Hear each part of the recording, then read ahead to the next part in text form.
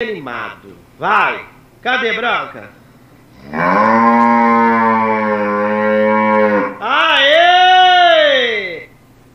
Bom dia para quem é do dia e boa noite para quem é da noite, né? Então, na produção de bezerras leiteiras, é importantíssimo considerar, porque é uma atividade bastante importante na propriedade leiteira, porque a bezerra de hoje será a futura vaca de amanhã, né? Então, existem vários fatores que envolvem o sistema de criação de bezerras, dentre eles melhoramento, sanidade, economia, práticas de manejos, mas também a nutrição desses animais, né? Então, para um produtor produzir bezerras leiteiras, é importante que ele tenha esses animais na propriedade, porque é uma forma aí de repor as vacas que ele tem, né, dessa bezerra. Então é mais econômico criar,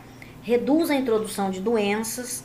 Esse produtor já tem melhoramento genético conhecido a partir dos animais que ele já possui, e o excedente de animais ele pode ter uma receita adicional com a venda de animais melhorados, porque a filha da vaca sempre será melhorada geneticamente, né? Melhor do que a sua mãe. Eu achei interessante essa foto desse animal, é de uma produtora que ela tem as suas bezerras como animais de estimação, e ela fez então um ensaio que atualmente é bastante algo que está na moda, né? Um ensaio fotográfico, aqui também a foto da mesma. Quando se trabalha com bezerras leiteiras, é importante observar a taxa de natalidade. Então, fazer o levantamento daqueles animais que nascem e daqueles animais que morrem, né? Por quê? Porque é importante para identificar o nível de mortalidade. Então, é sempre importante trabalhar com um nível abaixo de 5%, né? Então, trabalhando aí com crescimento, desenvolvimento, pesagem adequada. Esses animais, eles devem estar precoces sexualmente, a idade do parto, então, ao menos 24 meses. E para quem trabalha com gado leiteiro, é interessante ele transformar essa bezerra em ruminante funcional, para que esse animal tenha menor consumo de leite, que seria o leite comercializável, né? Um dos maiores problemas que acometem são nas primeiras semanas de vida do animal. Por quê?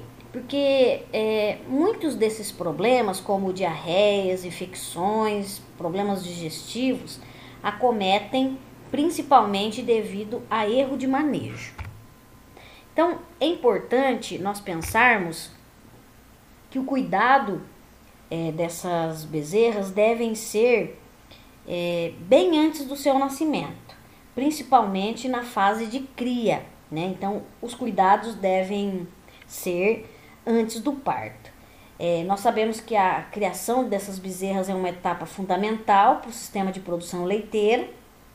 Então, uma bezerra saudável, confortável, em ótimas condições de bem-estar, nos seus primeiros meses de vida, certamente será uma vaca mais dócil, de fácil manejo e também com resultados positivos superiores, resultados produtivos no caso. E, além disso, as boas práticas melhoram a qualidade de vida e o trabalho de todas as pessoas que são envolvidas ali no manejo desses animais. Então, como eu comentei, a bezerra de hoje será a futura vaca de amanhã. E é importante o cuidado mesmo antes do seu nascimento. Então, é importante observarmos o seguinte: uma vaca, ela fica prenhe, né, 9 meses.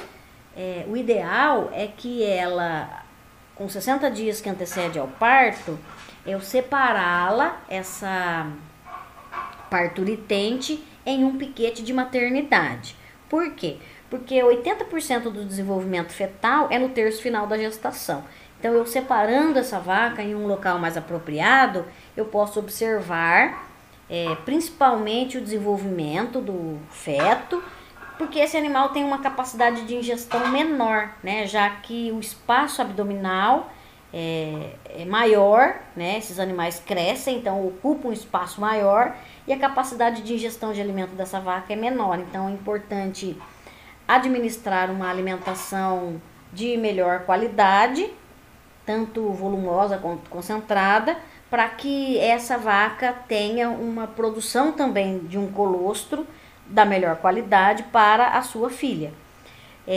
A vaca ela tem que estar numa condição corporal ideal, nem muito magra e nem muito obesa, né? Então, da condição corporal de 1 seria muito magra, magreza severa, 5 obesidade. Então, o ideal é entre 3,5 a 4, que seria o ponto ideal aí do peso corporal, da condição corporal desses animais, né? É importante separar esse animal num piquete de maternidade. Para quê? Para essas observações e também para saber se existe a necessidade de intervenção do parto. No pré-parto, as vacas também devem ser vacinadas de acordo com o calendário de cada estado, né? Então, principalmente para doenças como leptospirose, pneumoenterite, entre outras, de acordo com o calendário de cada região. E as devidas vermifugações. Por quê? Porque ela produzirá anticorpos que serão transferidos no colostro, passivamente para as bezerras recém-nascidas, né? Então, os cuidados no momento do parto. A vaca, ela precisa estar num ambiente favorável, confortável, com o mínimo de estresse possível. Evitar a presença de pessoas estranhas, presença de animais, sempre observar de longe para saber se existe ou não a necessidade de intervenção no parto. Aqui, no caso, nessa fotografia, é indicado a posição normal do feto, né? Então, é definido como o nascimento, que é acompanhado pela expulsão da placenta. Isso é o parto. A direção do feto correta é de costas para cima, com as 2 patas dianteiras direcionadas para a abertura da cérvix e as 2 cabeças apoiadas nas patas dianteiras. Então, a vaca, no dia do parto, ela apresenta mudanças tanto fisiológicas quanto comportamentais. Dentre essas mudanças, ocorre relaxamento dos ligamentos pélvicos, a descarga do tampão mucoso, mudança do seu comportamento. Esses animais são gregários, ela fica isolada, inquieta. Naquele dia ela não se alimenta, então ela fica com uma postura em decúbito external, sobre as costelas. Você percebe que o animal está incomodado. Então, é importante observar os sintomas do parto, né? Primeira coisa é a descarga do tampão mucoso que veda a cérvix durante a prenhez. E acompanhamento do parto, para saber se existe ou não a necessidade de intervenção, né? Nesse caso, eu até salvei um vídeo para observação. So getting your hoof care right from the get-go will set you up for a lifetime of success where that animal is concerned.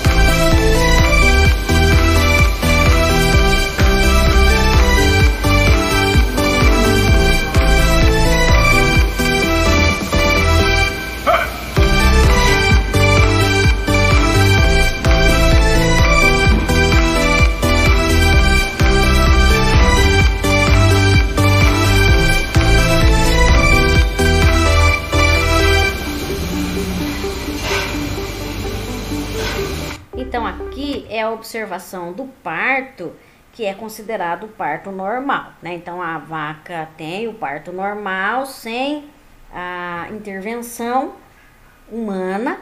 Ela faz esse processo aí de limpeza da bezerra, para que aumente o seu metabolismo, que ela consiga se levantar e ingerir o colostro, né? Quando acontece problema de parto distóxico, aí é importante o médico veterinário saber qual o melhor momento de intervir. E ele deve intervir prontamente, somente nos casos em que a mãe apresente causa segura de distocia, como por exemplo o comprometimento do estado geral, se esse animal apresenta algum corrimento vaginal com odor. Distocias fetais pode ocorrer pelo posicionamento errado da bezerra ou dilatação insuficiente da vaca. Então é importante observar o parto para saber se existe a necessidade da intervenção, né, para auxiliar essa vaca no parto. Aqui é um exemplo de intervenção.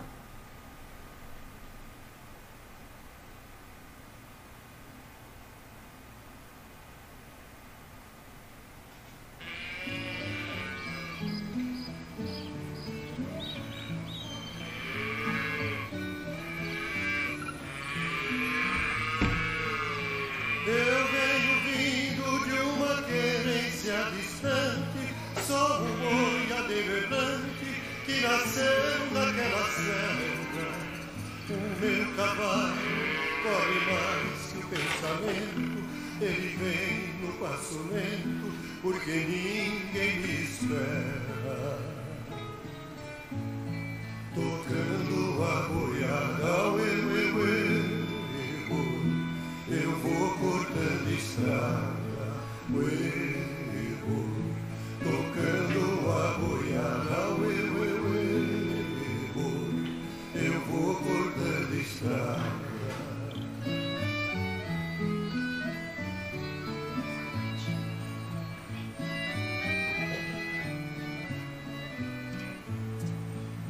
Toque o berrante com capricho, Zé Vicente, mostre para essa gente o clarim das alperosas. Pegue no laço, não se entregue, companheiro, chame o cachorro campeiro, que essa vez é perigosa. Olhe na janela, que linda donzela, olhe na janela, que linda donzela.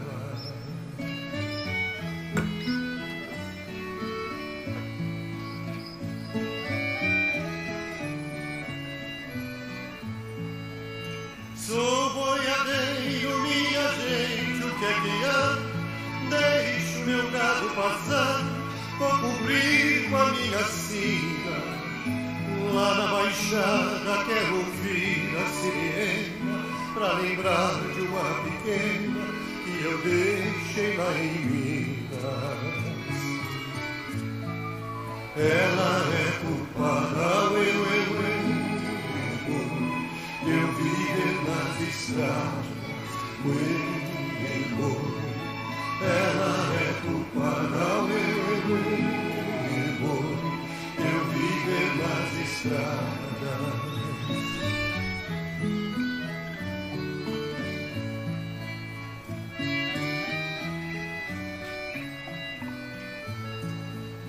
O rio tá calmo e a boiada vai nadando, veja aquele boi berrando, Chico Bento corre lá.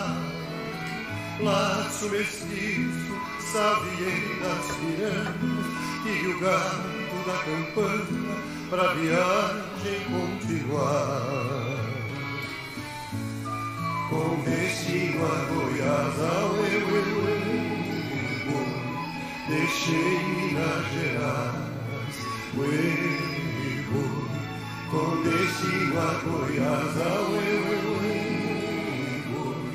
deixei Minas Gerais.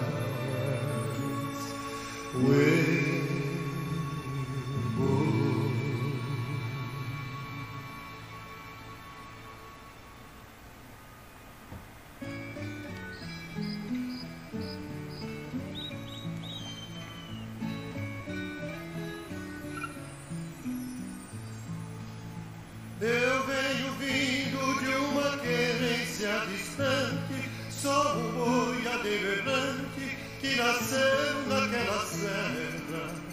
O meu cavalo corre mais que o pensamento, ele vem no passo lento, porque ninguém me espera. Tocando a boiada, eu vou cortando estrada, tocando a boiada, eu vou cortando estrada.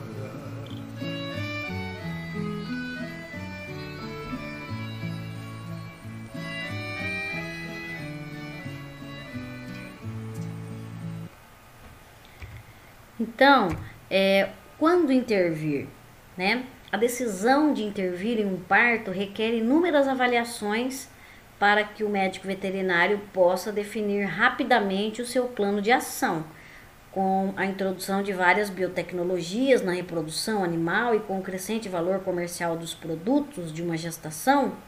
As intervenções obstétricas têm recebido mais ênfase atualmente e a maior exigência e ansiedade dos proprietários também funcionários, né? Então pode levar a decisões precipitadas que invariavelmente transformam partos normais em distocias, aumentando o sofrimento do feto e reduzindo também a sobrevivência dos bezerros, colocando em risco a função reprodutiva das vacas até.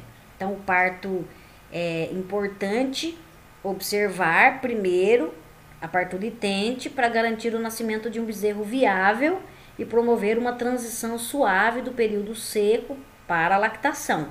Para que isso ocorra, há uma série de cuidados que devem ser tomados em relação à vaca e seu meio também, embora não sejam garantia da ausência de problemas. Isso tudo é para minimizar a ocorrência de um número aceitável de casos, né? Então, é importante um exame clínico minucioso, embasado no conhecimento de anatomia, fisiologia, semiologia, patologia da gestação e também do parto. E é fundamental para estabelecer um diagnóstico, avaliar o prognóstico e providenciar o auxílio obstétrico o mais adequado possível para aquele animal. Então, é recomendado primeiro uma anamnese, uma avaliação clínica geral, o exame do aparelho genital por palpação retal nos animais que não se encontram em trabalho de parto e o exame vaginal para as parturitentes, né? Uma das coisas que tem sido bastante utilizadas é a utilização da ultrassonografia para avaliar o posicionamento do bezerro. Então, definir o momento ideal para auxiliar um trabalho de parto, como auxiliar e prevenir partos distóxicos, é um tema que exige experiência e principalmente bom senso, né, para saber qual o melhor momento de agir. Então, é importante sempre separar a vaca antes, num piquete de maternidade, e observar para ver se ela tem a necessidade realmente de auxílio a esse momento. Então, é importante observar isso, né? Quando existem algumas situações que necessitam de intervenções, mediante a todas essas colocações que eu fiz, né? O animal, quando apresenta contração forte, persistente, sem expulsão fetal, contração improdutiva entre 2 a 3 horas e cansaço aparente, é importante então tomar a decisão para auxílio desse animal ao parto. Então, lavar e desinfectar as mãos, a vulva da vaca, todo o equipamento usado durante essa assistência. Observar a posição do bezerro primeiro e, se necessário, corrigi-la antes de tracioná-lo, né? Então, a tração do bezerro deve ser feita quando a vaca se contrai. Aqui existem algumas situações que necessitam de intervenções, né? Então, a foto acima é da posição normal, as demais não. Ao lado, à direita, é a correção do desvio lateral da cabeça, então é necessário intervenção. Abaixo aqui é a posição de cachorro sentado, então é conhecida, né? É uma posição inusitada, mas é bastante comum, principalmente em novilhas de primeira cria. Claro que tem bastante fatores, né? Então por isso que o parto ele deve ser sempre monitorado, sempre que possível, né? Então é importante para assistência e talvez também ou uma intervenção. E no caso parto assistido, e se não ocorrer isso, num outro caso seria a cesariana, né? Que é comum também hoje na produção de vacas leiteiras devido ao seu alto valor. Um dos problemas que também pode acometer é esse aqui, ó, que é retenção de placenta, né? A retenção de placenta pode acometer, é um problema, né, que ocorre desses animais. Pode ser vários fatores também, né? A retenção de placenta é uma falha na eliminação das membranas fetais nas primeiras 12 horas após a expulsão do feto. Então, isso em decorrência à inabilidade de separação da conexão materno-fetal, algum problema fisiológico mesmo. Então, a retenção, além das 12 horas após o parto, ela é considerada patológica. E isso pode causar problemas, principalmente de infecções para esse animal, né?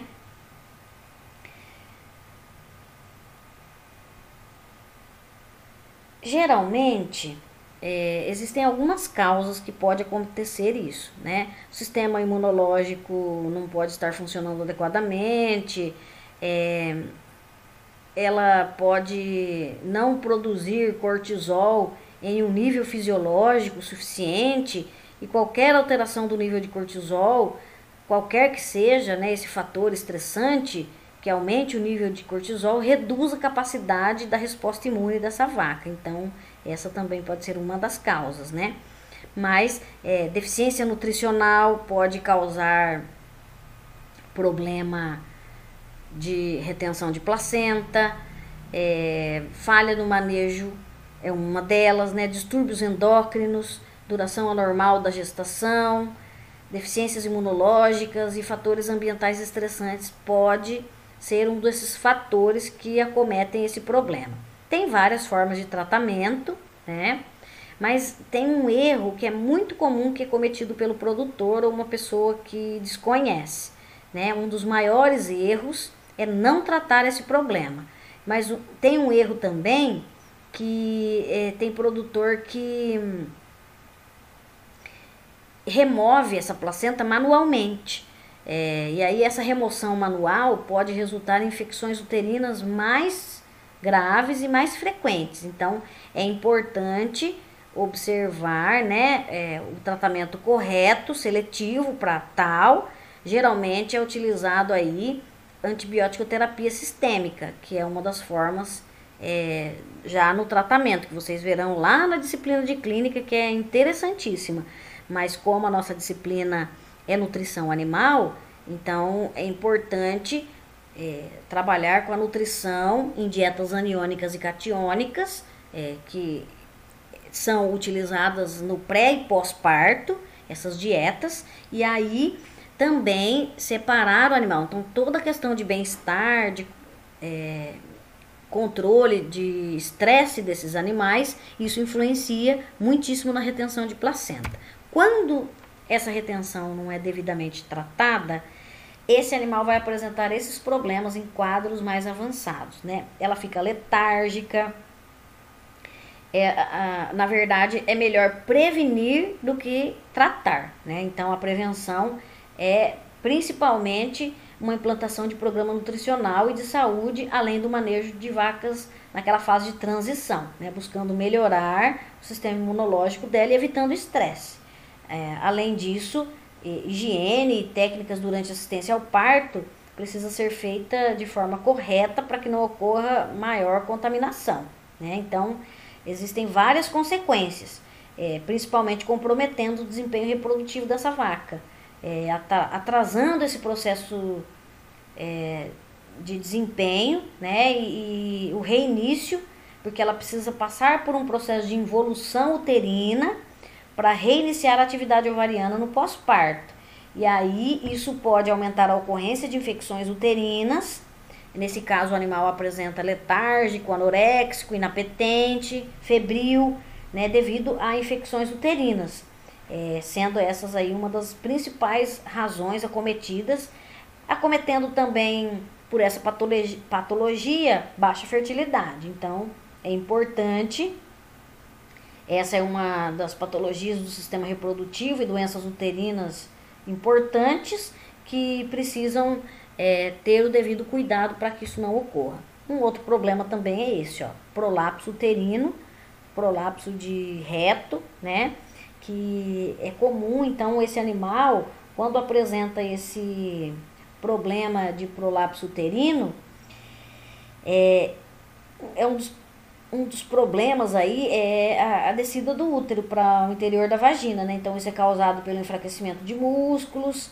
É importante manter os órgãos dentro da pelve na posição correta. Então é um dos principais problemas também que pode acontecer em vacas leiteiras, né?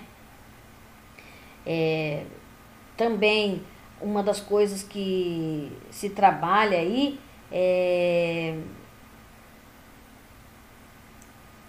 o tratamento, muitas das vezes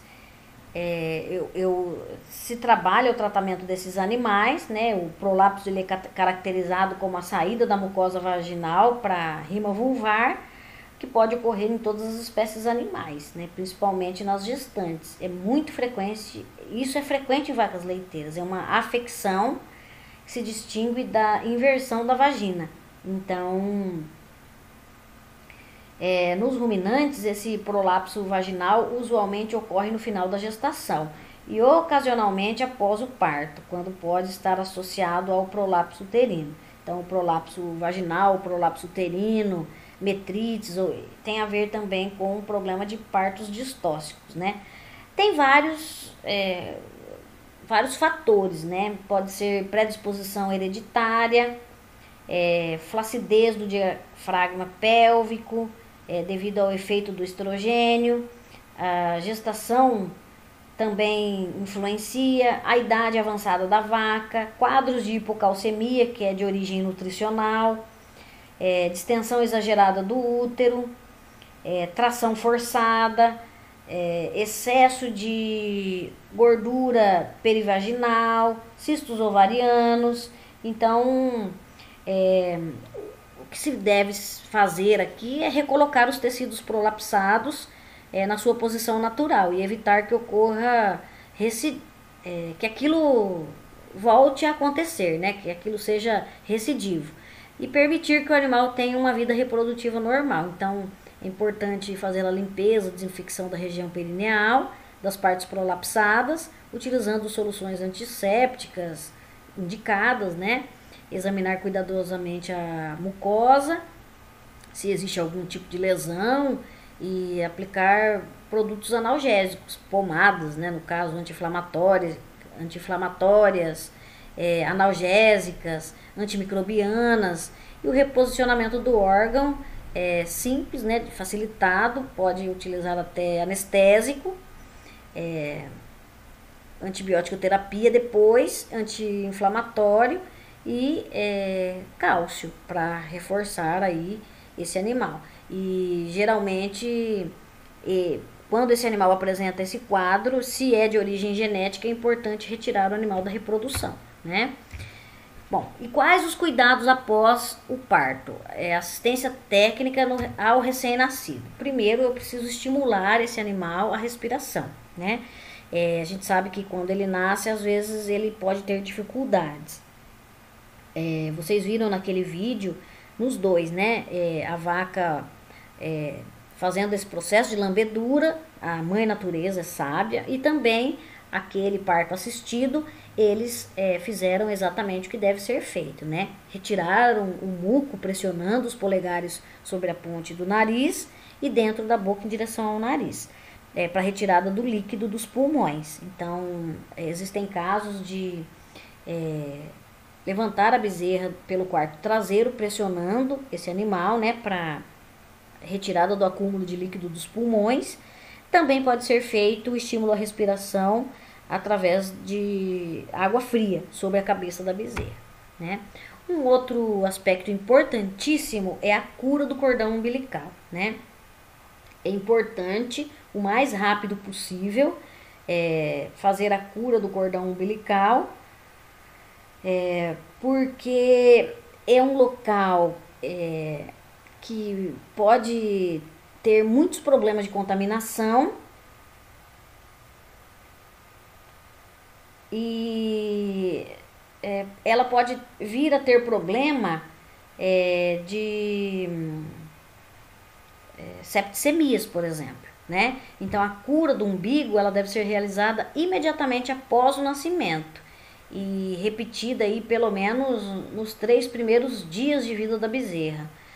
Ao menos 2 vezes ao dia, sendo ideal realizar até que o umbigo fique seco. Então, na literatura fala no mínimo 3 dias, outros 1 semana, mas o ideal é até que o umbigo fique seco, né? Então, é importante mergulhar numa solução de iodo, no máximo 2 horas após o nascimento, mas isso deve ser realizado imediatamente após, né? E o umbigo é conhecido também como coto umbilical, e aí ele é uma fonte de infecção, se eu não fizer os devidos curativos, né? E depois, então, administrar o mais rápido possível o colostro, né, para as bezerras. Ele é importante, é um alimento que do primeiro leite da vaca, né, o colostro bovino. Ele é a primeira secreção produzida pela glândula mamária da vaca e ele é importantíssimo para nutrição das bezerras. Eu explicarei isso nos próximos slides, né? O porquê da importância da colostragem para os bezerros. Depois que eu fiz a cura do cordão umbilical, o próximo passo no manejo deve observar se esse animal apresenta algum problema de anormalidade, tetos extras, animal apresentando agnatismos, prognatismos, hérnias umbilicais. Então isso observar se esses animais apresentam problemas congênitos. E daí a administração do colostro. Existem formas de administrar o colostro, né? Ele é um leite secretado imediatamente na primeira ordenha, logo após o parto. Os nutrientes desse líquido, né, é de extrema importância para o desenvolvimento das bezerras. Então, ele se define como o leite secretado imediatamente da primeira ordenha após o parto e é fundamental para o desenvolvimento das bezerras. Ele deve ser administrado o mais rápido possível, né? E existem formas de manejo para essa propriedade, que tem propriedades que separam a bezerra logo após o nascimento. Existem propriedades que separam 24 ou 72 horas após o nascimento. E tem propriedades que separam as bezerras lá na fase adulta, somente no desmame, né? É importante frisarmos dentro da propriedade, então separar uma área para construir bezerreiros, para que esses animais não fiquem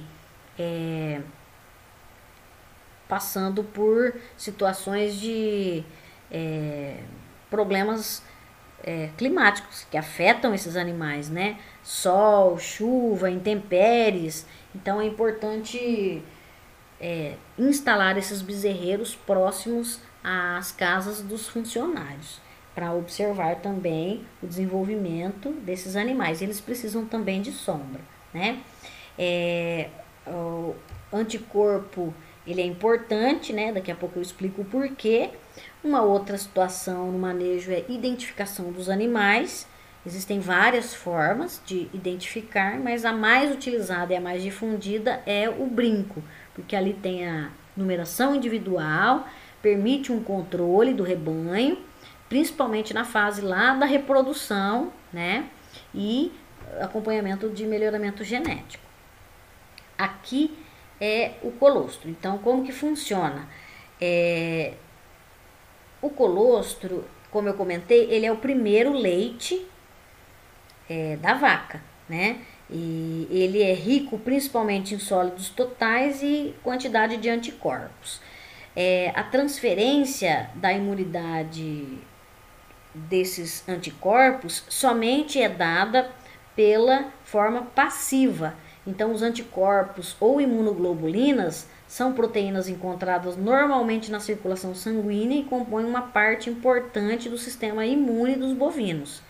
Então, ela atua identificando e destruindo bactérias, outros micro-organismos, assim como a proteção de membranas de alguns órgãos, como o intestino, por exemplo, né? Então, o colostro, ele contém vários tipos dessas proteínas que protegem os animais, IgG, IgM, IgA.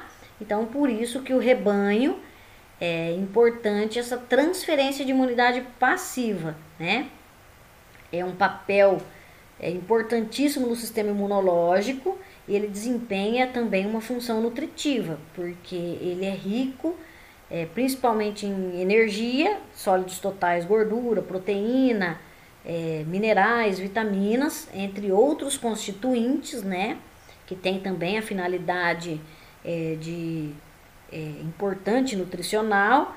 E a placenta das vacas, ela é considerada sindesmocoriônica, então impede que essas bezerras tenham a imunidade via placentária, né? Então é somente a partir do momento após o nascimento via ingestão, que é considerada imunidade passiva. Nós podemos ver que a partir do segundo dia, que a segunda ordenha já é o leite de transição, e o leite que é o considerado comercial é lá pelo 11º dia. Então, os anticorpos, eles são principalmente IgG, IgA e IgM, né? E existem alguns fatores que são importantes aí no manejo do colostro. Um deles é principalmente o tempo de ingestão, porque para maximizar a eficácia do colostro é necessário garantir o suprimento adequado desse produto em relação à quantidade e qualidade e atentar-se aos fatores que afetam a absorção. Primeiro, nas primeiras 24 horas, a passagem dessas imunoglobulinas, elas são intactas. A partir de 24 horas, ocorre uma redução da absorção de anticorpos devido à permeabilidade intestinal. Então, é importante observar isso, porque a máxima absorção dos componentes do colostro acontece nas células intestinais do bezerro, que apresenta melhor capacidade absortiva nas primeiras horas de vida. É o que indica esse trabalho, né? Então, na literatura fala que até 6 horas, 12 horas já tem uma absorção de 50%. 24 horas, passando esse período, a absorção fica completamente comprometida. E a eficácia dos constituintes do colostro diminui drasticamente. Então, tem uma regra aqui, né? É importante que o bezerro seja colostrado dentro de no máximo 6 horas. Isso é regra, né? Tem várias formas de colostragem, vários métodos. Se ele não ingeriu, é importante sonda esofágica, mamadeira ou até mesmo uma colostragem natural. Então depende de cada propriedade. Importante também o volume fornecido e a concentração de imunoglobulinas, né? Quanto oferecer? Geralmente é o ideal, 10% do peso vivo. Então, por exemplo, a bezerra nasce com 40 quilos, 4 litros. Geralmente 2,5 de manhã, 2,5 à tarde, para ter a certeza de que esse animal ingeriu a quantidade indicada de anticorpos, né? Outra coisa importante nesse trabalho, a gente pode verificar que a quantidade ingerida e o nível de mortalidade, quanto ele ingere o que ele deveria abaixo, né? A mortalidade é maior. Então é importante a quantidade ideal. Existem outros fatores também que influenciam a qualidade do colostro. Dentre esses fatores, a idade da vaca. Então, vacas de primeira lactação, ela tem um colostro de menor volume. Já as vacas aqui, ó, anticorpos, né, a ordem do parto, primeiro parto, que é a primípara. Já as vacas multíparas, né, por terem tido mais contato com micro-organismos ao longo da vida produtiva, enfrentando mais desafios sanitários, elas produzem um colostro com concentração superior e maior diversidade de anticorpos. Então a gente pode perceber que do terceiro para o quarto parto, né, na ordem de parto, ela produz um colostro de melhor qualidade. A genética também influencia. Tem vacas de alta produção, mas a qualidade do colostro não é tão boa, né? Então, na ordem aí de relação à genética dos animais, a Jersey produz um colostro de melhor qualidade, depois a Pardo Suíça, a Ayrshire e a Guernsey. A holandesa vem em último lugar, né? Então, é importante aí avaliar a qualidade do colostro. Tem várias ferramentas hoje em dia para avaliar a qualidade do colostro. Uma das ferramentas que é bem interessante é o colostrômetro. É um teste fácil, rápido de ser feito. Ele se baseia na correlação entre a densidade do colostro e a concentração de imunoglobulinas. Então ele é amplamente utilizado em fazendas leiteiras. Entretanto, o teste deve ser realizado aí com colostro entre 20 a 25 graus, né? Caso a temperatura esteja abaixo ou acima dessa faixa, a leitura pode ser errada. Eu posso subestimar ou superestimar a qualidade do colostro. Então é importante observar a escala do colostrômetro.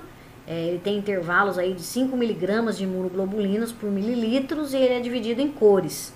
Então a gente pode observar excelente qualidade, a cor é verde, razoável, amarela, e baixa qualidade, cor vermelha. Então pode ser utilizado esse colostrômetro para avaliar a qualidade do colostro. O refratômetro de Brix é a porcentagem de Brix correlacionada também com a concentração de imunoglobulinas do colostro.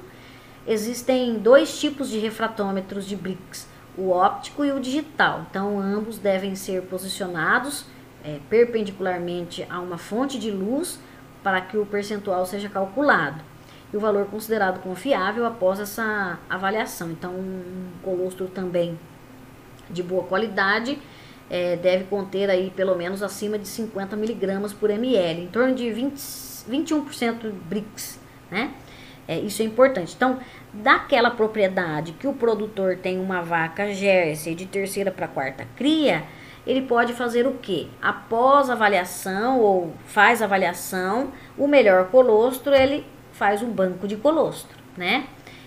Então, a forma de administrar o colostro: separação da bezerra somente no desmame, então ela fica ao pé da vaca, toda a fase de aleitamento tem pontos positivos e negativos. O ponto positivo é que eu não tenho necessidade aí de mão de obra, né? O ponto negativo é que se eu não tenho esses equipamentos que avaliem a qualidade do colostro, faça essa avaliação da qualidade, eu não sei se essa bezerra ingeriu a quantidade e a qualidade ideal, né? A separação da bezerra de 24 a 72 horas, geralmente ela fica ao pé da vaca por esse período e dá para saber se ela ingeriu através da expulsão do mecônio, que é observado, né? O mecônio é as primeiras fezes que o animal elimina. E a mais indicada é essa, separar a vaca imediatamente após o nascimento da bezerra, né? Então é um manejo utilizado em grandes propriedades, geralmente em propriedades de sistema intensivo. A partir do momento que se faz a avaliação do colostrômetro, então é administrada para essas bezerras, né? Então é importante avaliar, e depois o excesso daquele colostro, após essa avaliação, se ele é de boa qualidade, se for excelente, ele pode ser armazenado na fazenda para manutenção no momento de necessidade. Então ele pode ser armazenado em sacos plásticos, até em garrafas e posteriormente congelados. É importante ressaltar a higiene em todo o processo, né, da coleta até o armazenamento, e é fundamental para evitar contaminações bacterianas e micro-organismos ali presentes no colostro, contaminando e colonizando o trato gastrointestinal das bezerras.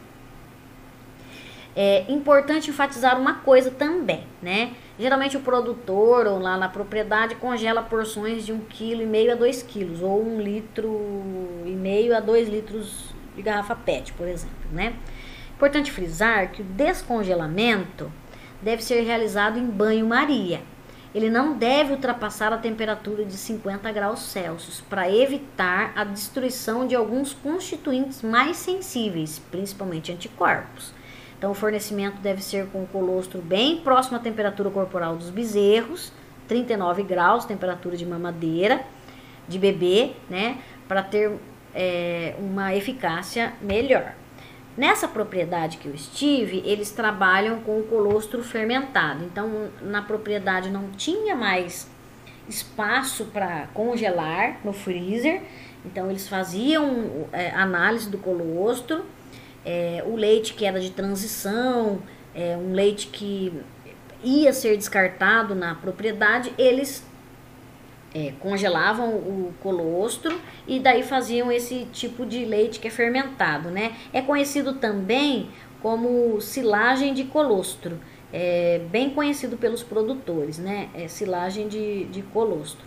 Como que isso acomete? Essa silagem consiste em uma tecnologia de acondicionamento do colostro de forma anaeróbica, para ser utilizado lá na vida das bezerras no aleitamento. Então é um tipo de manejo que se faz sobre a utilização daquele leite que é, por exemplo, descartado. Tem produtor que esse excedente ele joga fora, né? Então, muito embora é um alimento que pode ser utilizado no aleitamento de bezerras, é importante e sabido que pode ser empregado aí na alimentação. Então, ele deve ser diluído. Depois que é realizado esse processo fermentativo, ele lembra um pouco o cheiro de iogurte natural, né? E a consistência também. Depois de 3 a 4 semanas que ele ocorre um processo fermentativo num ambiente a temperatura ambiente, né? Geralmente eles colocam em locais próximos ali ao piso, e aí eles diluem na proporção de 2 litros, então já é produzido nessas garrafas de 2 litros, então 2 litros de colostro para 1 litro de água, devido à composição. Então, enquanto que para o leite de transição, a definição da relação da diluição varia de acordo com a composição. É importante nessa dieta, quando se trabalha com a dieta do uso do colostro fermentado, no início essa diluição não deve ser feita com água, e sim com leite, porque o leite tem um sabor mais adocicado e apetece mais. Depois esses animais vão se adaptando, né? E pode ser utilizado largamente na alimentação das bezerras, lá na frente, na amamentação, né? É importante também observar aquelas vacas que estão produzindo colostro, né, com tratamento com antibiótico, não deve ser utilizado nesse processo de fermentação, muito menos no aleitamento das bezerras, né? Porque se for utilizado um colostro que a vaca passou por tratamento de antibiótico terapia, o colostro sofre uma fermentação inadequada. Então ele é armazenado a temperatura ambiente, um local fresco e sem luz, né? Então aqui é no local próprio da produção de leite. E aí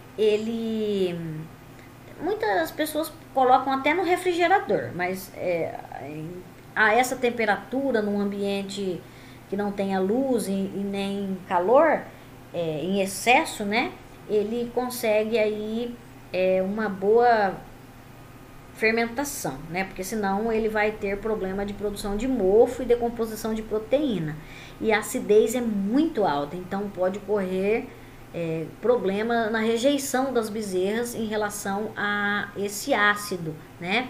E por isso que é importante em temperaturas moderadas.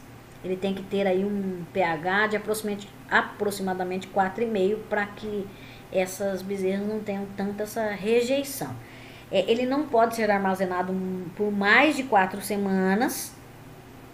E ele pode ser acrescido naquele leite de descarte ou também nos sucedâneos, né? Que sucedâneos eu daqui a pouco explico, que é o leite em pó que o produtor pode comprar, certo? Nessa propriedade, então, tinha uma funcionária que fazia a ordenha de todos os animais.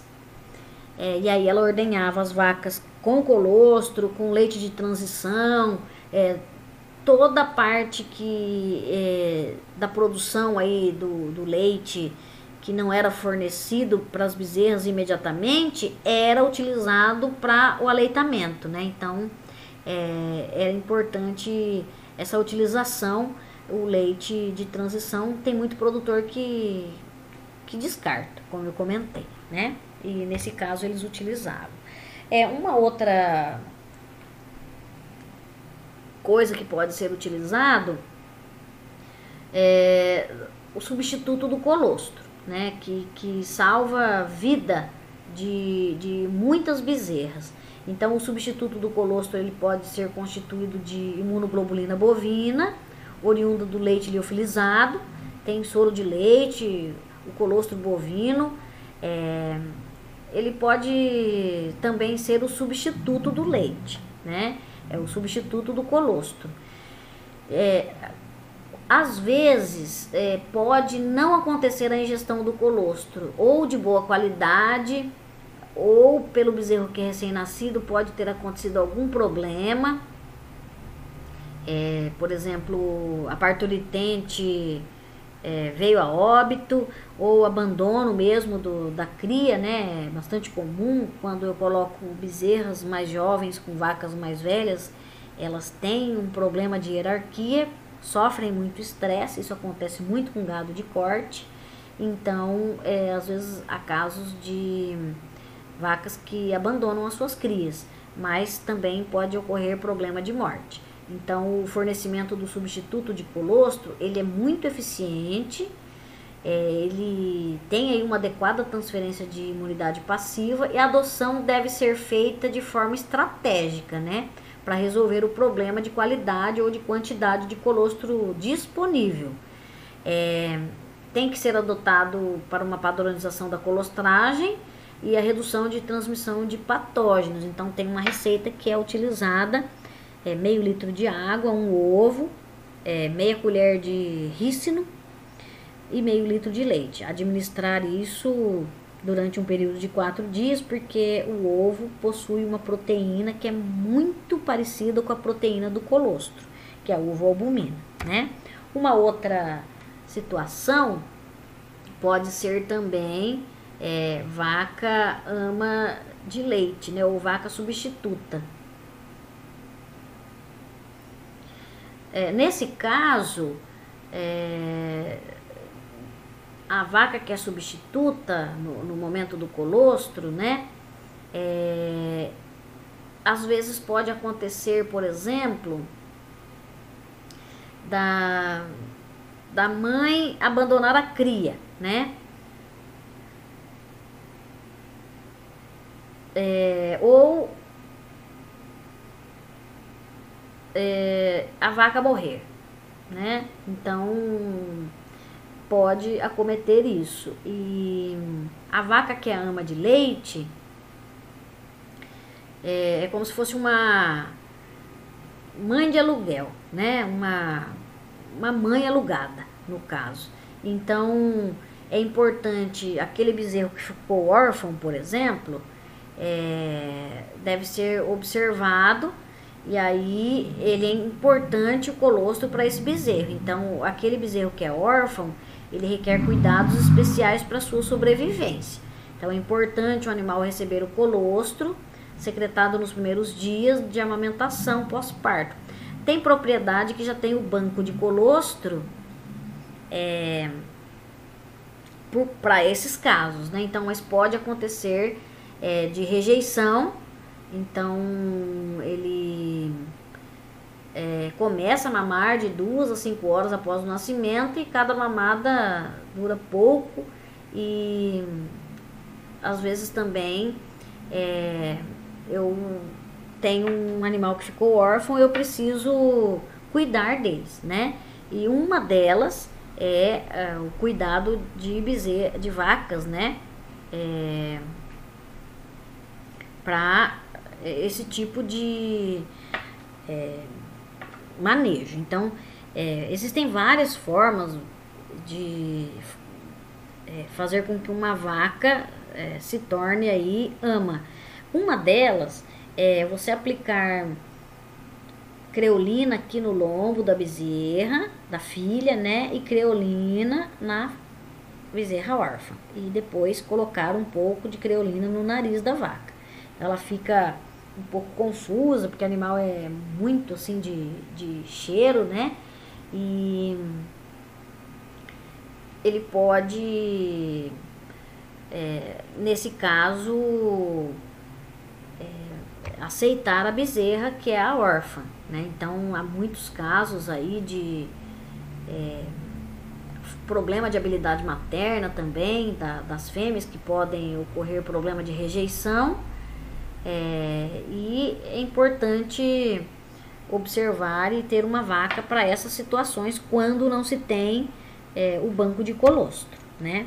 Então eu comentei a forma de colostragem, né? As principais. As formas de sistemas de aleitamento são 2, ou natural ou artificial. Isso varia, é muito variável de acordo com cada tipo de propriedade, nível tecnológico, sistema de produção, né? O aleitamento natural não exige mão de obra, ele é simples e prático. O artificial não, ele é usado em criações com nível tecnológico maior, geralmente criação intensiva, né? Eu preciso de funcionários, então essa é uma desvantagem, mas tem vantagens importantíssimas, como possibilidade da ordem higiênica, estabelecimento de um plano de criação. A ordenha, ela é permitida com a ausência do bezerro, então por isso que ela é mais higiênica. A desvantagem é que eu preciso de funcionário para isso. E o custo operacional é maior, né? Por quê? Porque eu tenho que ter funcionário que faça o controle de qualidade, a higienização dos baldes, das mamadeiras, e eu tenho que ter funcionários só para isso. Quanto administrar? 10% do peso vivo do animal, né? Aqui também tem algumas dicas. A dica de hoje é o setor do bezerreiro, onde as bezerras ficam desde o período que saem da maternidade até os 70 dias de vida. Esse período de aleitamento é extremamente importante, por isso é realizado por pessoas treinadas e capacitadas, que fazem tanto o ensinamento das bezerras para realizar a mamada. Isso acontece em torno de 1 dia e meio, em torno de 3 mamadas, elas já conseguem então realizá-la sozinha. E além disso, no momento da mamada, elas fazem o massageamento da bezerra, que é extremamente importante porque é o primeiro contato então que se tem com o homem. E esse primeiro contato é extremamente importante para que ela tenha então um comportamento de relaxamento. E a partir do momento que é feito então esse massageamento na parte do costado, na região ventral e na região inguinal, a bezerra então ela tem reflexos de micção, arqueamento da cauda, completo então relaxamento nesse momento. E é o início então já de um contato para que essa bezerra então tenha um comportamento dócil, um temperamento então bem adequado dentro da propriedade. Outro fator importante é a dosagem de proteína, que é feita diariamente. É coletado então uma gota de sangue da orelha do animal em um microcapilar. E esse capilar então, no microtubo, vai então até a centrífuga, onde é feito então o hematócrito. E é avaliado então o soro também com relação à parte do refratômetro. E nesse momento então avaliam-se os níveis então de proteína, que devem estar acima de 5,5 mg por ml, são os níveis ideais e significa então que foi feita uma boa colostragem diariamente. É importante também que a bezerra tenha, além do aleitamento, também a condição do concentrado e da sombra, que é fundamental nos períodos mais quentes do dia. E após os 35 dias de vida, elas passam a receber o sucedâneo lácteo somente uma vez ao dia no período da tarde. E assim elas ficam até os 70 dias de vida, onde são então desmamadas e passam para uma nova fase de criação, a recria das bezerras pós-desmame. Essa foi a dica do dia da criação inicial de bezerras. Então, quais os tipos de leite que podem ser administrados, né? Aquele leite fermentado, que é o colostro, ou silagem de colostro, o leite de transição, o leite padrão, evitar a administração do leite com mastite e leite com antibióticos, né? O sucedâneo do leite é um produto comercial que o produtor adquire, né? Que é substituto do leite. E esse leite que as bezerras ingerem, ele é comercializado. Então, tem vantagem pelo custo, né? Ele economiza, ele tem mais controle de quanto ele administra para essas bezerras, mas tem uma desvantagem. Ele tem que ter mão de obra e se ele escolhe um colostro de má qualidade, o ganho de peso das bezerras é inferior, porque tem diferença da proteína de origem animal ou de origem vegetal, né? No caso, leite de soja. É importante administrar um concentrado de preferência de textura grosseira, em torno de 18 a 20% de proteína bruta, e deve ser administrado logo nas primeiras semanas de vida, né? Para estimular o consumo. E também pode ser colocado no fundo do balde ou no bico da mamadeira. Que é importante a gente observar o nível de proteína inicial, então, do concentrado é em torno de 18 a 20% de proteína bruta. E depois delas estarem já na fase de recria, após os 4 meses, uma ração já entre 16 a 18% de proteína bruta, sempre de forma grosseira e peletizada, né? O volumoso é importante também, principalmente o feno, né? Nessa fase não é recomendado administrar silagem, porque eles não são animais que são ruminantes funcionais. Então a silagem não é recomendada por conta disso. O feno, sim, né? Também é importante administrar água sempre disponível, fresca, limpa, potável, para estimular o consumo tanto de concentrado quanto de volumoso, né? E aí se faz então o desmame. O desmame, ele se dá a partir do momento que a bezerra consegue ingerir somente o concentrado, né? Então aqui exige também vários cuidados. Tem duas formas, abrupta ou gradativa, mas só deve ser feito quando ela estiver já se alimentando de concentrado e volumoso e ser considerado um ruminante funcional. O mais indicado, de acordo com muitos trabalhos, é da forma gradativa, né? Por quê? Porque existe um estresse no desmame e tem certos tipos de manejo que merecem uma atenção especial. O desmame ele é reconhecido como uma importante fonte de estresse para as bezerras leiteiras, então é importante a severidade do estresse no desmame, ela é diretamente dependente da forma como as bezerras foram criadas. Então, depende da forma como esse desmame é realizado, havendo muitos estudos que evidenciam que a redução da severidade do estresse quando ele é realizado de forma progressiva, gradativa, é muito menor, né, do que abruptamente. Então, é importante considerar o estresse do desmame como um agravo devido a mudanças do ambiente que esse animal já vai ter, mudança de manejo. Então, é importante que deve se levar em consideração porque esse animal fica muito suscetível ao estresse causado por essas mudanças de rotina, de manejo, e isso tem evidenciado aí animais que diminuem, né, o seu sistema imunológico devido a esse estresse e pode causar problemas de ocorrência de doenças mesmo, que é importante observar um estímulo do efeito positivo, né, na redução do estresse da produção de bezerras. Então, vocês viram o vídeo ali, né, é importante observar e trabalhar aí com desmame com animais sadios, porque depois, se elas forem desmamadas aí com peso inferior, pode ocorrer doenças, inclusive tristeza parasitária bovina, problema de morbidade, animais fracos, doentes, tudo isso tem a ver com bem-estar animal, né? E também ocorrência de pneumonia, que é muito comum nesse momento.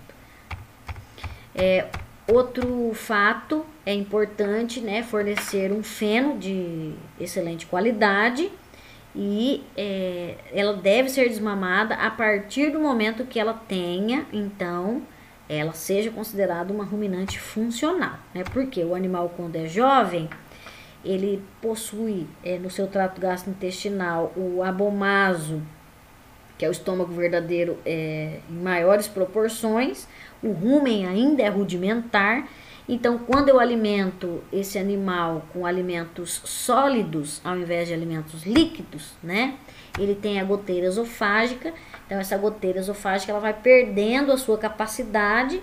Se eu alimento esse animal somente com leite, então ele esse alimento, essa goteira esofágica impede a entrada do alimento no rumen. Se eu consigo alimentar esse animal com concentrado, então essa função da goteira esofagiana ela é modificada, esse alimento ele entra no rumen e começa então a formação das papilas ruminais. Por isso que eu preciso alimentar tanto com concentrado quanto com volumoso, porque essas papilas ruminais, a sua produção, o seu desenvolvimento é através do ácido propiônico ou propionato, né? Então, o objetivo no fornecimento de alimentos sólidos para as bezerras é transformar esse animal em ruminante funcional, né? O mais importante. Então, eu alimento tanto essa dieta sólida importante para o efeito da inclusão também de concentrado e volumoso, né? Esse consumo precoce de alimento sólido, ele é um fator determinante para desaleitar as bezerras saudáveis e produtivas, né? Então essa dieta, ela promove a produção de ácidos graxos de cadeia curta, especialmente o butírico e o propiônico, que é o propionato, estimula o desenvolvimento do epitélio ruminal, que permite que a bezerra seja capaz de fermentar os alimentos sólidos, que é utilizado aí como fonte de energia. Então, essas bezerras são aptas ao desaleitamento de forma eficiente, sem passar por grandes estresses durante essa fase de transição. Então, por isso que é importante o fornecimento do volumoso mais o concentrado, né? Fornecimento da forragem na dieta auxilia o controle do pH ruminal, através da ruminação, salivação, melhorando a manutenção da saúde do rumen, além de aumentar as concentrações de acetato. Então, no entanto, quando o consumo de fibra é maior que o consumo de concentrado, a fonte de fibra deve ser maior qualidade possível para que esse consumo de nutrientes não seja reduzido. E aí prejudica o desenvolvimento do rumen, né? Então, é importante fornecer alimentos volumosos e concentrados durante a fase de aleitamento, né? Embora isso seja bastante controverso. Mas os primeiros micro-organismos também é importante que esses animais sejam contaminados para ocorrer aí, principalmente o efeito, né, dos micro-organismos no rumen. O objetivo é que o uso, né, do concentrado para projeção dessas papilas ruminais na mucosa e é responsável aí para aumentar a área de superfície de contato, né? Quer dizer, a área de troca entre o conteúdo ruminal e a corrente sanguínea. Então, principalmente, o formato das papilas é responsável pelo aumento da área absortiva, porque a maior parte da absorção de ácidos graxos voláteis e metabólitos ocorrem em nível de papilas ruminais. Então, o uso do concentrado serve como estimulador no desenvolvimento das papilas e o uso do volumoso distensor, né, para distender, para desenvolver o rumen. Então, por isso que é importante ser cauteloso também no uso de alimentos que possuem ingredientes necessários para que de qualidade, né, de volumoso, mais concentrado, para que esses animais desenvolvam-se melhor e eu consiga fazer o desmame. E é importante também que ali ele tenha os micro-organismos ruminais para o processo fermentativo. Quando existe um erro de excesso de concentrado e não é administrado volumoso, acontece esse problema aqui, ó, que é de crescimento exacerbado das papilas ruminais. Então, esse animal vai apresentar um quadro de paraqueratose ruminal.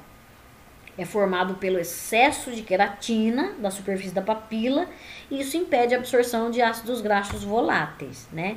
Então, a paraqueratose é atribuída devido à deficiência de fibra na dieta e excesso de grãos, né? Então, eu preciso trabalhar sempre com volumoso e o concentrado para o desenvolvimento do rumen. Então, quando ele é um ruminante funcional, o rumen ocupa 80% do trato gastrointestinal, né? Então, na fase de recria, é uma outra fase. Ela desmamou, na fase de cria, ela é lactante. A partir do momento que é realizado o desmame, é considerado fase de recria. Então, essa fase se estende do desmame até o momento da cobertura.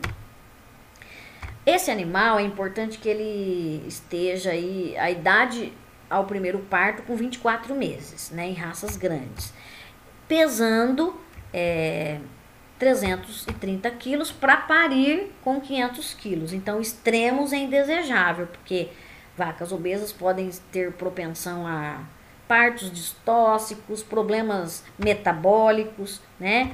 Então, é importante separar as novilhas em diferentes lotes, né? Porque a gente sabe que as novilhas e as vacas mais velhas, existe uma dominância, né? As vacas são dominantes, existe uma hierarquia entre esses animais, sendo que as vacas mais velhas são mais dominantes. Então, eu coloco essas bezerras num piquete de maternidade, eu coloco essas bezerras num piquete de melhor qualidade, né? Pode até ser um piquete ao lado das vacas que vão parir, mas sempre separando em grupos, né? Então, sempre um piquete de pasto de qualidade, depois que eu desmamei, para que elas se desenvolvam. E aí eu faço essa separação, né? Sempre idades próximas. Então, novilhas com novilhas, vacas mais velhas com vacas mais velhas, sempre separando esses animais para que não tenha esse problema aí de principalmente comportamental, né? Nesse período é importante observar o crescimento da bezerra, sempre trabalhando então com pesagens, né? Por quê? Porque eu preciso controlar o crescimento em relação ao ganho de peso. É uma fase dos 8 aos 12 meses que o tecido secretor da glândula mamária é 3,5 vezes mais rápido do que o resto do corpo. Então, a novilha, ela se ganhar mais do que 700 gramas diários, ela tem uma tendência de acumular gordura na carcaça e inclusive na glândula mamária. Então, isso tem efeitos péssimos, nefastos. Por quê? Porque ela, ao invés de depositar tecido mamário, ela deposita tecido gorduroso, né? Então, por isso que é importante estar atento dos 9 aos 18 meses, trabalhando-se com condição corporal, né? Então, de 1 a 5, 3,2, de 1 a 4, 2,2, né? Eu vou explicar isso nas próximas aulas, certo? Que é condição corporal, nutrição de vacas adultas. Então, porque no crescimento, na composição da carcaça, primeiro é o crescimento ósseo, depois o muscular e depois o adiposo, né? Então, por isso que um critério importantíssimo é avaliar o crescimento, porque revela crescimento de órgãos, músculo e gordura. E aí, tem várias formas de avaliação e mensurações. Uma delas é a avaliação do crescimento. Então, a pesagem da bezerra deve ser feita semanalmente, né? Geralmente em propriedade de gado leiteiro não existe balança como gado de corte, porque o investimento é alto. Então é feito a pesagem com fita métrica. Atualmente é muito utilizado isso daqui, né? Ela é eficaz, o resultado é muito bom. E pode ser utilizado aí, porque, como eu comentei, às vezes é caro um produtor investir em equipamentos, balanças, então pode ser feito dessa forma, né? Melhor do que pelo olhômetro, que a pessoa, para fazer a pesagem pelo olhômetro, tem que ser muito prática, né? Senão ele gera prejuízo. Então, por meio da utilização da fita métrica, é uma medida corporal para estimar o peso do animal. Então, ela pode ser utilizada, né? Já tem hoje fitas métricas próprias, já fala na própria fita a pesagem, se é de raça holandesa, se é de raça Jersey, né? Então, tem uma fórmula do peso vivo, que é avaliado o perímetro torácico, que é atrás da espádua, e o comprimento do corpo, da ponta da espádua até a ponta da nádega. E aí eu tenho um coeficiente, né? Que é igual a esse coeficiente. Então, essa fórmula, tem várias fórmulas aí que... o coeficiente é utilizado o 62 para animais adultos e o 65 para animais jovens, né? Então, utiliza-se essa fórmula. É conhecido como fórmula de Catlett, que é P, peso vivo, que é igual ao C elevado ao quadrado, vezes L, vezes 87,5, né? Então, esse valor aí, esse 87,5, é igual ao coeficiente. Então, o P é o peso vivo, o C é o perímetro torácico, que é atrás da espádua, em metros, né? O L é o comprimento do corpo, da ponta da espádua à ponta da nádega, também que é medido em metros. Então, e 87,5 é o coeficiente. Então, fazendo através dessa fórmula, tem duas, né, o do Catlett e do Mitchell. São duas fórmulas que são utilizadas, né, que é importante para observar aí a avaliação do ganho de peso dos animais, né. Aqui também uma outra forma de mensuração,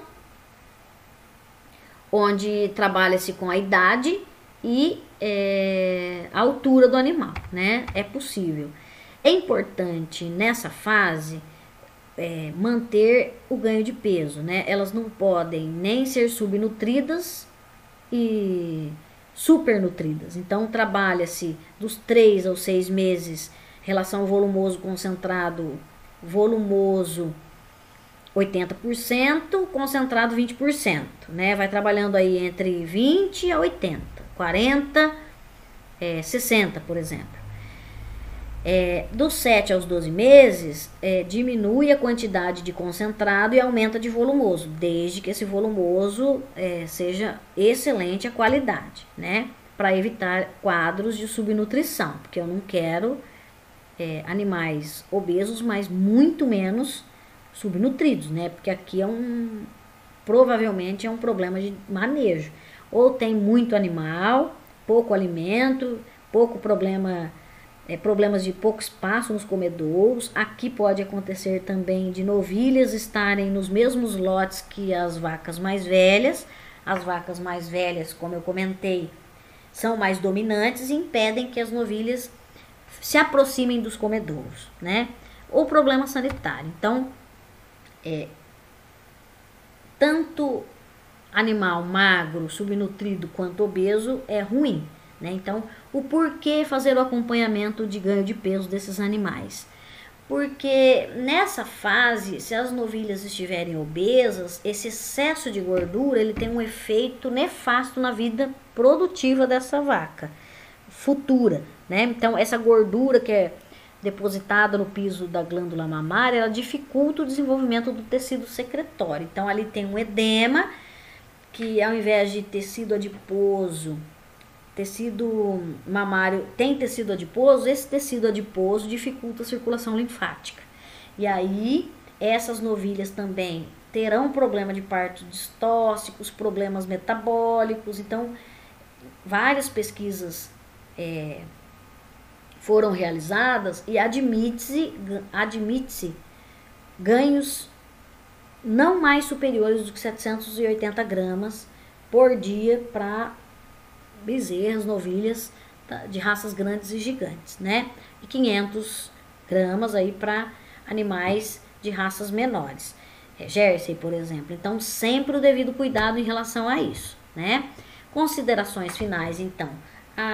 O sucesso do rebanho de vacas leiteiras depende da criação correta de bezerras e novilhas, né? Porque deve-se garantir um excelente desenvolvimento dessas bezerras, porque elas serão as futuras vacas, né? E é importante aí uma boa produção, uma boa produtividade, né?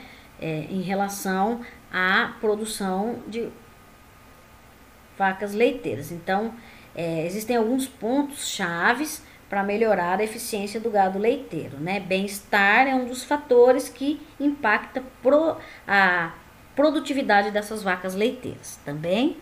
Então, vamos finalizando por aqui, né? Muito obrigada pela atenção, um grande abraço a todos vocês. E as vacas leiteiras, elas são excelentes e adoram aí dançar, né? Adoram música. Essas daqui da nossa aula dançam.